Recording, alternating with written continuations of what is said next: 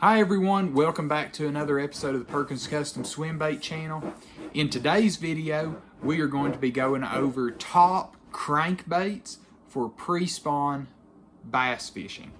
So, within the early parts of the spring, we're leading into pre-spawn, we're coming out of the cold winter months. So I wanted to go over my approach, what are some of my favorite baits, some of my favorite colors, and then why am I selecting certain baits for certain things, things of that nature. I wanted to go over kind of the whole 9 yards. So before I really hop into that, let's kind of get a lay of the land as to how we're going to walk through these different baits, because I want to talk about it. We're coming out of winter, going into the pre-spawn, approaching the spawn. So what I'm getting at is we're starting out with really cold, frigid water, and then moving up into the pre-spawn where the water's up in that probably mid-50s, getting into 60s. So, and it also depends really, if you're targeting smallmouth versus largemouth as to kind of which spawn you're kind of thinking about. Here in my area, we actually have all 3 species of black bass, so it's one of those deals to where we kind of get to play all 3 of them. But let's kick it off and let's talk about what would be right now, which water temperatures actually are kind of in the low 50s. I mean, right around 50. But a couple of weeks ago, we actually had a handful of coves that were starting to get a little bit of ice in them because we had a really big cold spell. So right now, the top kind of baits that I'm looking for, the top kind of baits that I'm going to throw right now, and it depends on watercolor, of course, but you can't not talk about the Shad Rap. The Shad Rap predominantly in 2 colors. It just depends on the watercolor for the day. So everyone knows the Shad Rap, very tight action. Probably more bass have been caught on a Shad Rap than probably any crankbait ever made. And it's just a phenomenal bait for this time of year coming out of the winter time. It actually is great all through winter. It just depends on how deep your bass get. And that's one of the kickers. So this is the Shad Rap number 5. I also throw the exact same colors in the number 7. That's predominantly the only 2 that I throw. You have that real tight action with it. Ideally, I'm going to hit the shad pattern if I think they're on shad. Vice versa, I'm going to throw that big red crawdad if I think they're on crawfish. It just depends on what I think the forage is that day. Also depends on the watercolor. I know that bright red, for whatever reason here in East Tennessee, that bright neon red works phenomenal pretty much in the month of March. The month of March is a phenomenal month to be throwing that big bright red. And I have a countless, you'll notice that as we go through, I have a number of different variations of that color red. Whether it be a transparent red or it be a real solid bright like red like that one, where this one actually has a little bit more of even the orange in it. And this color specifically is the demon color within Rapala Shad Rap color lineup, but that's demon. And then that one's just the natural. So, very well known, probably the most well-known bait. Another bait that I will throw this time of year, also kind of in those same situations, it's the Megabass Flap Slap. This is a bait that I actually painted, but it's also got a real tight wiggle. It's a really nice little bait this time of year. Both of the patterns that I kind of have painted up, both of them very shad, very natural. I'm not really looking to kind of go out wild with it, just wanting something very natural. They'll dive about the same depth as probably they're right around between the 5 and 7 Shad Rap, so they're still in that same depth zone, just a little bit bigger profile. They are easier to cast. That is the main reason that I like throwing these. They're a lot easier to cast. They do have a knock, whereas the Shad Rap is a balsa bait and it's silent. You got just a little bit of jingle with the split rings. But that is predominantly my top 2 if I'm in that kind of shallow water. also needing that tight of a vibration.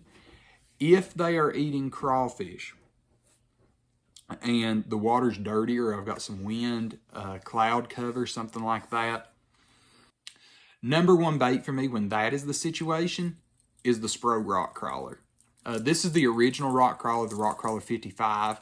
I throw it in a number of different colors. These are probably my two favorite. As you can tell, that's that spring crawl. I did so well on this color in the fall.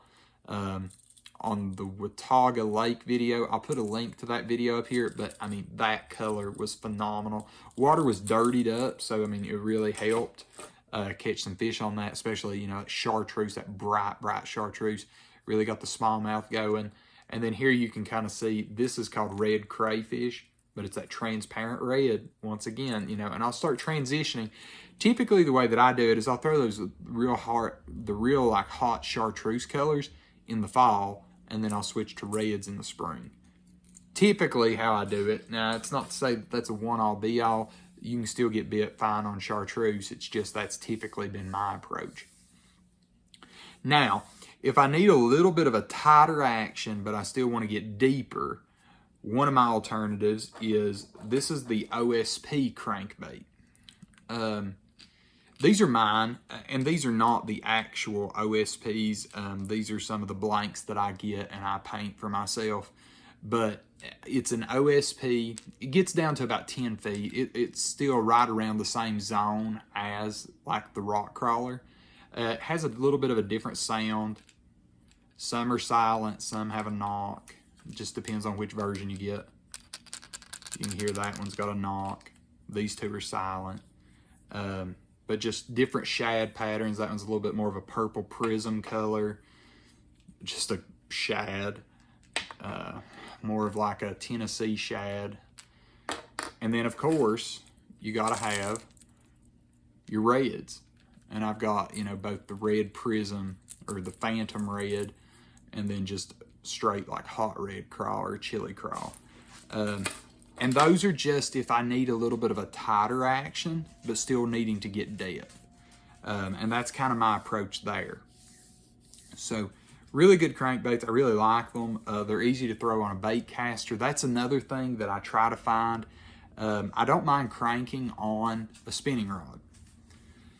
But I will tell you, like, in order to like really crank on a spinning rod, for me, it really starts impacting my hands a lot, and namely my wrist, because you're getting all that pressure, which most of these, I mean, especially like the Shad Rap, that's not that much of a pullback. But if you try to crank a rock crawler on a spinning rod, you will feel it in your wrist because it does pull. But it's just a lot easier to crank on a bait caster, and I prefer to do so.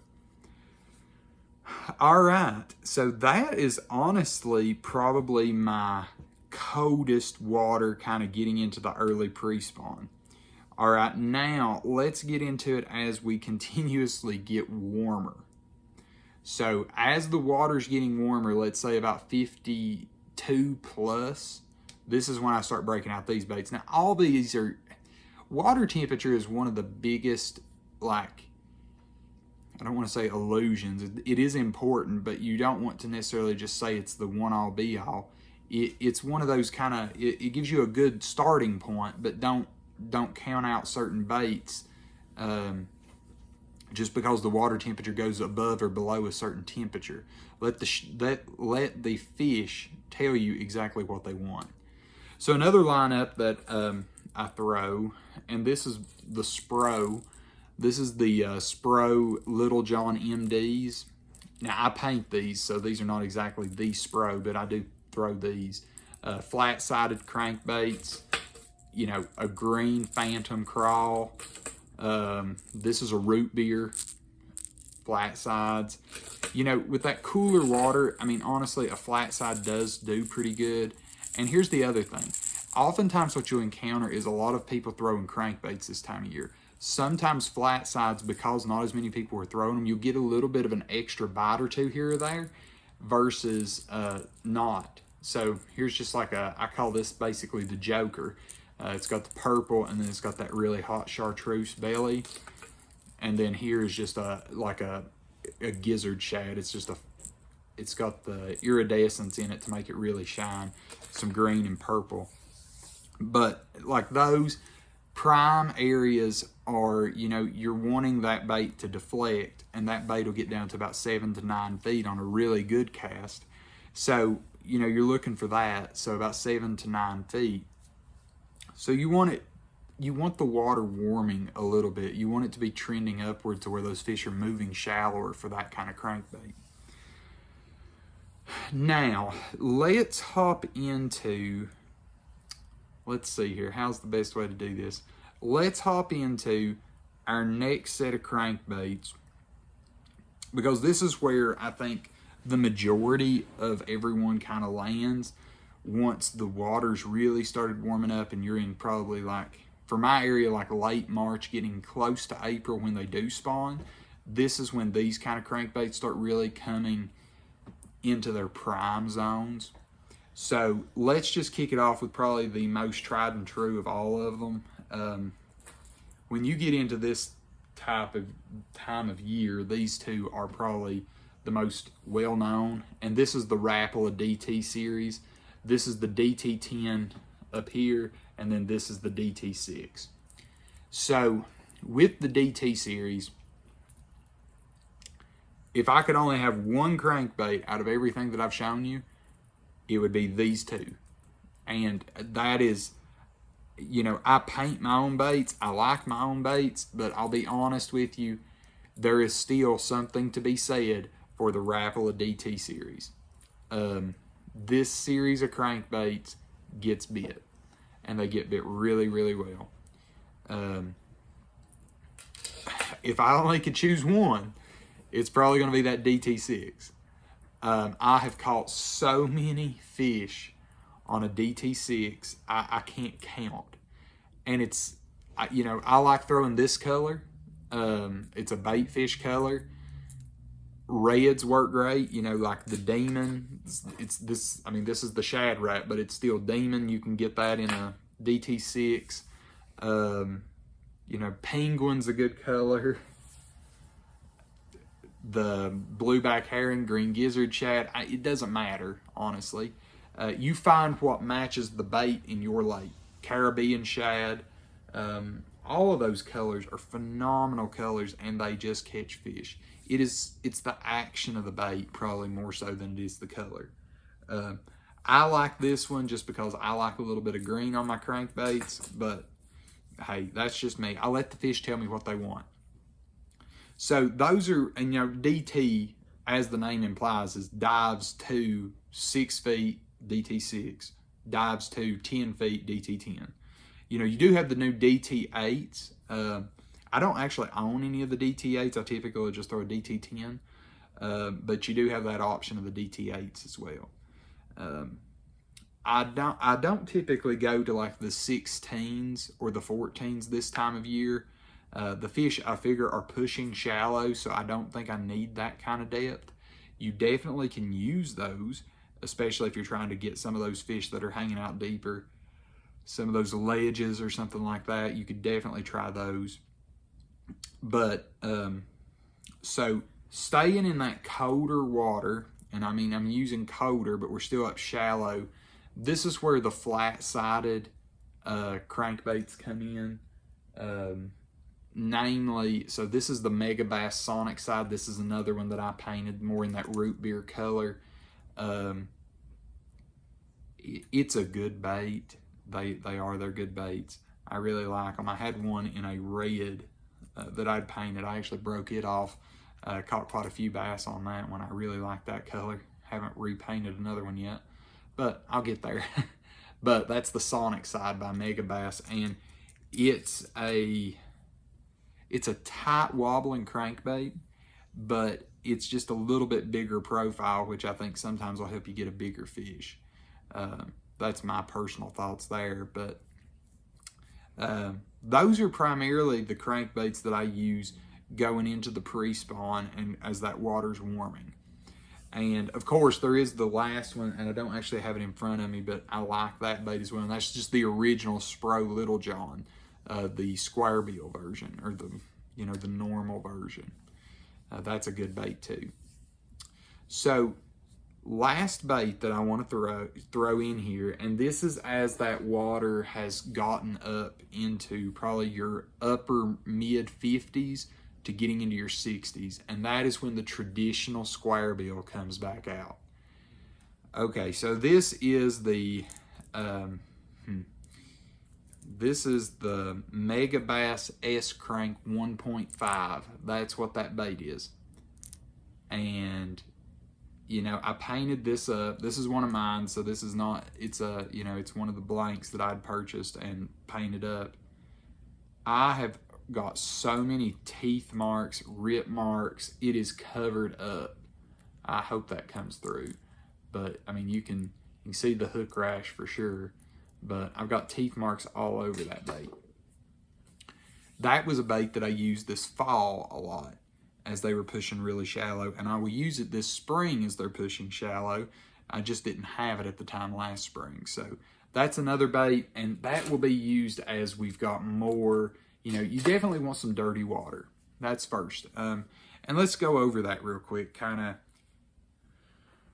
water conditions, sunlight intensity, all that kind of stuff, wind.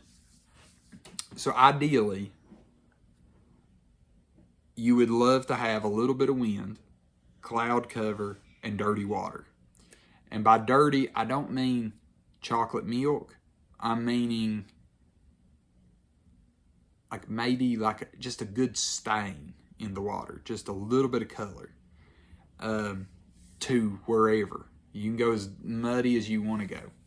But ideally, I like it a little bit of stain. Now, when am I using what color where? Let's kind of go through that real quick too, because I kind of breezed over colors with some of my favorites, but I never really got into why I'd throw one over another. So let's take the crawls real quick. This is a solid crawfish color, more like chili crawl or something like that. I want this color when that water is stained a lot heavier. This is more of my phantom crawl. I'm either going to throw this when I've got clear water or I've got a sunny day. So with more of a cloud cover, I'm going to stick with more of a matte finish or a solid paint job versus a prism or a phantom paint job during, more so of your sunny, bright days, clear water conditions. So there's the difference there. And honestly, it's the same kind of deal with like shad patterns.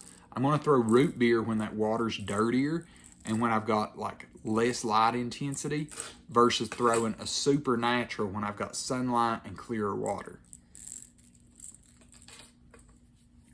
All right.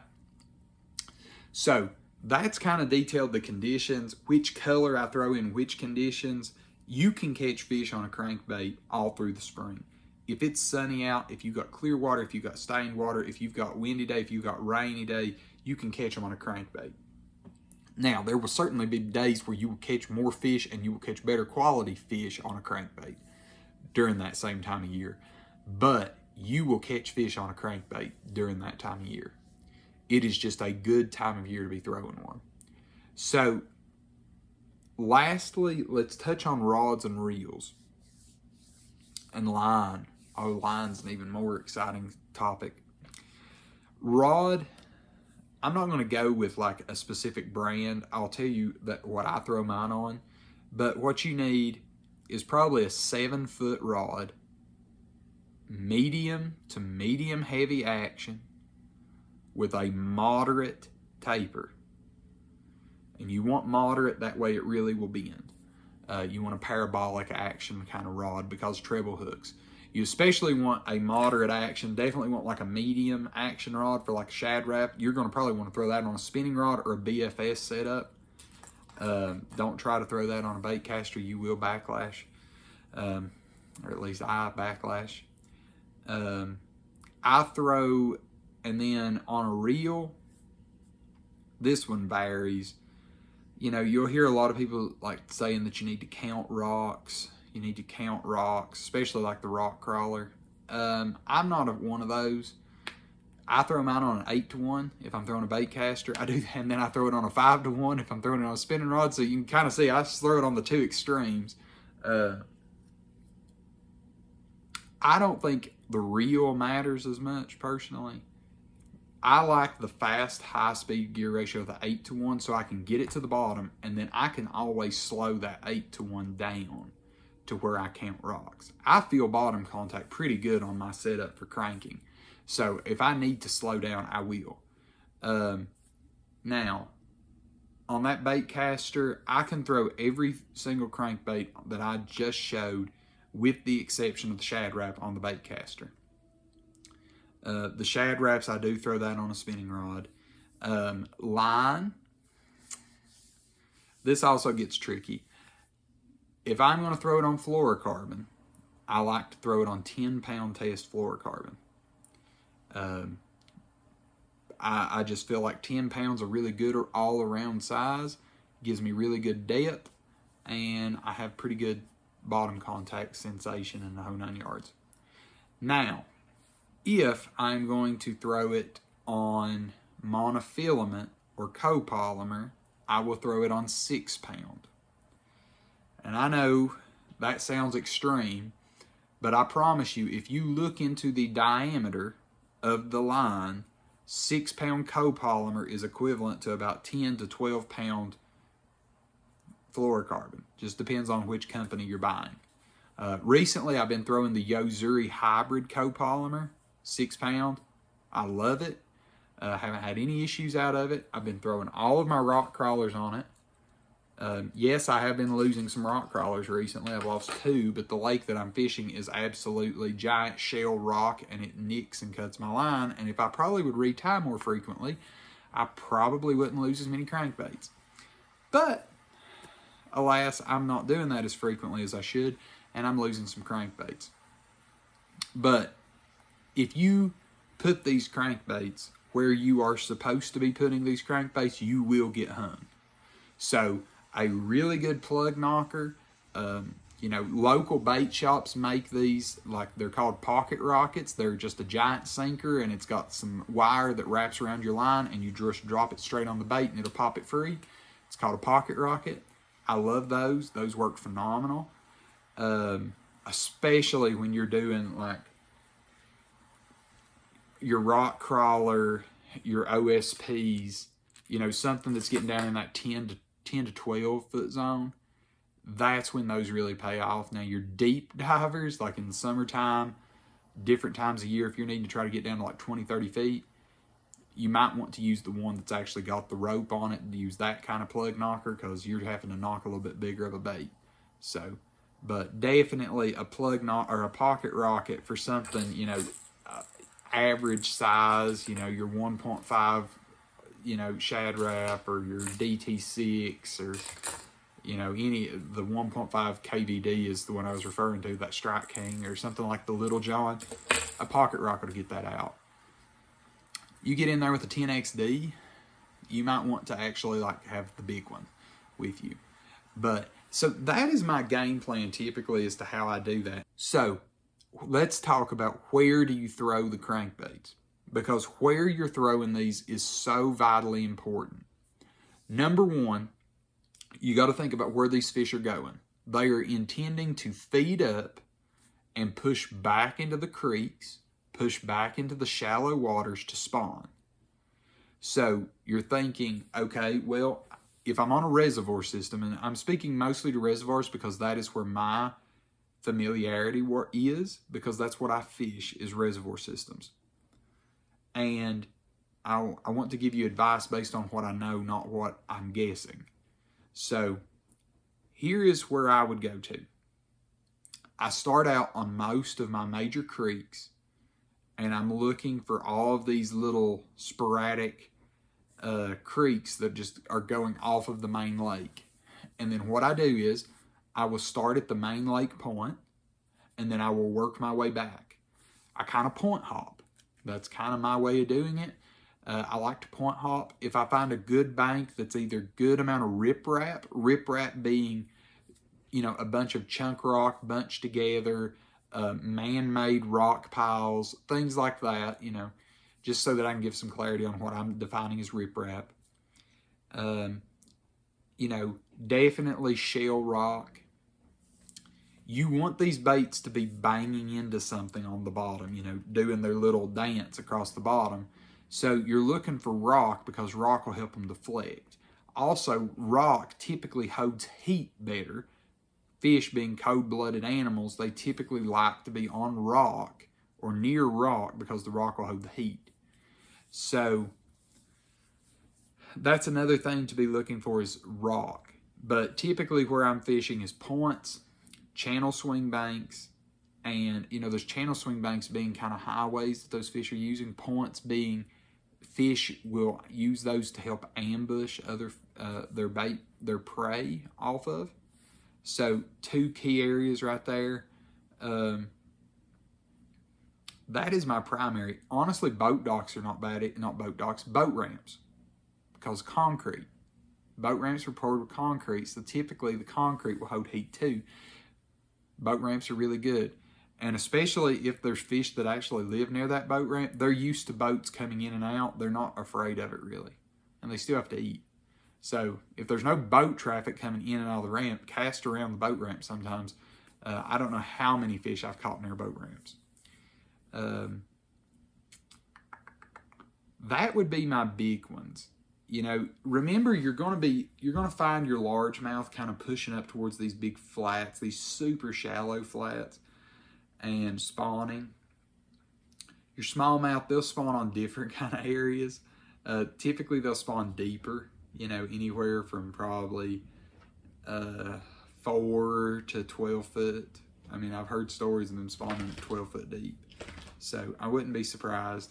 But just think about it from that standpoint. Okay, well, where do I need to go? How do I need to fish for my bodies of water? What is my main forage? And then, go to it.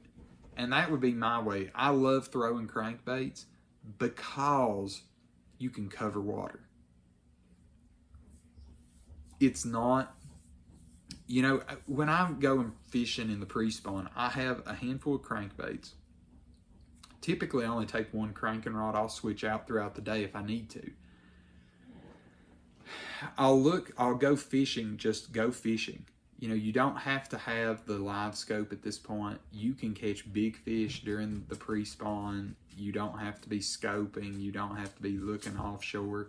Definitely it helps sometimes, but you don't have to. Second, if you're having success on some of these big crankbaits, on these crankbaits, something to try is start upsizing your bait. So what I mean by that, instead of throwing the 1.5, throw the 2.5, throw the 4.0, throw the big, like the Strike King, the big 8.0 square bill. It's not to say that you're going to lose bites. You may actually end up catching about the same number of fish. But ideally what you're looking for is to upsize the catch. You're looking for that big female that's wanting a big meal. Big crankbaits are a great category of baits, and they're rarely talked about. And this is the best time of year to throw them. Because the reason that you're throwing that big crankbait is you're looking for a big fish. This is the biggest the fish will be year-round, is during the pre-spawn. They are coming out of winter. They are fat.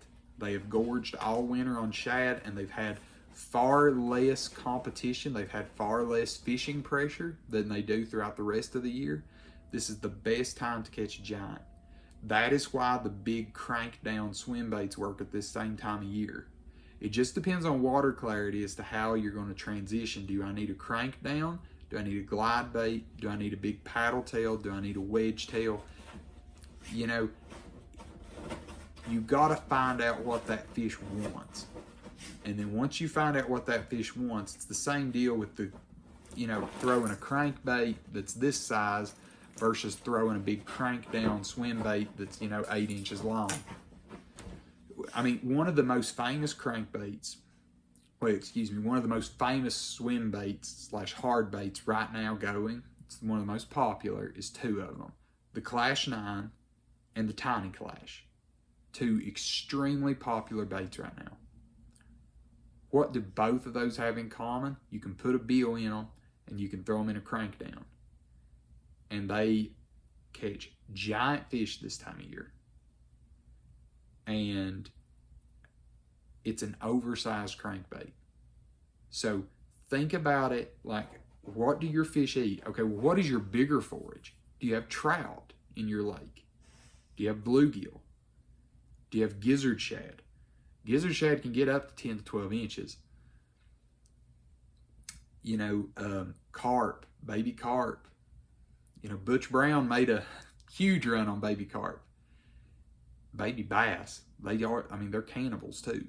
So just think about it from the standpoint, okay, I'm wearing them out on crankbaits, and you've got your limit, and you got a good limit, let's just say 15 pounds, okay, so that means your average fish is 3 pounds, you need something bigger. And if you're catching a ton of 3-pounders, you're either not around a bigger fish, or the bigger fish are wanting something else. It's only one of two options, really. I mean, could be they're not eating that day, but I mean, honestly, during the pre-spawn, they're pretty aggressive. So throw something a little bigger, throw something a little different. And it might be one of those situations to where you don't necessarily get it on each cast, but trying something different can oftentimes work. I know for myself, I will have these on the boat and I will be fishing with them. But if I've got 5 fish for 15 pounds, I need more weight. If I need more weight, I'm gonna start stepping up somewhere. That might be going from the S-Crank 1.5 up to like I think it's the 2.5, or maybe it's the Grenade. The Grenade's a big bait. Or it could be going to something like a Clash. Throw in the Tiny Clash. The Tiny Clash is not that big of a bait. It's a small bait relative to some other things.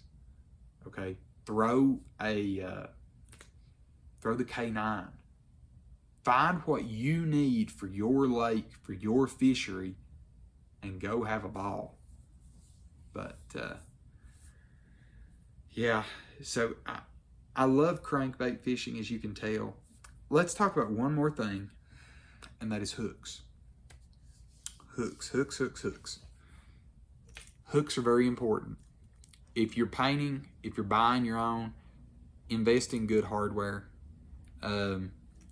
I like a number of different brands. So for brand, you know, find something that's got a really good history. Mustad makes good hooks, BKK, Owner, Gamakatsu. There's a number of different brands. VMC makes a good hook. Find a good hook that you like, that you have confidence in, and go to it. Because the last thing you want is to have some of those really like narrow, thin wire hooks that will not hold up, and you get a 10-pounder on the end of your line and it bends out a hook on you. So you just don't want that to happen. Now me, I'm still in search of that 10-pounder, but some of you all that are watching this might be in Texas or the deep south, and you know 10-pounders are a little bit more abundant. So I hope so. But hey, I wanted to get this video out. I love crankbait fishing. I know a lot of people love crankbaits. It's so much fun to fish a crankbait. I love fishing them, and I hope this information finds you and it helps you. You know, don't feel like you have to have all of these. You don't need all of them. Like I said, if you could only have one, go with the DT6. It will get bit. You know, pick you up maybe 3 colors. Pick you up a bright color, a crawdad color, and a shad pattern, and go to it. You don't need thousands of crankbaits.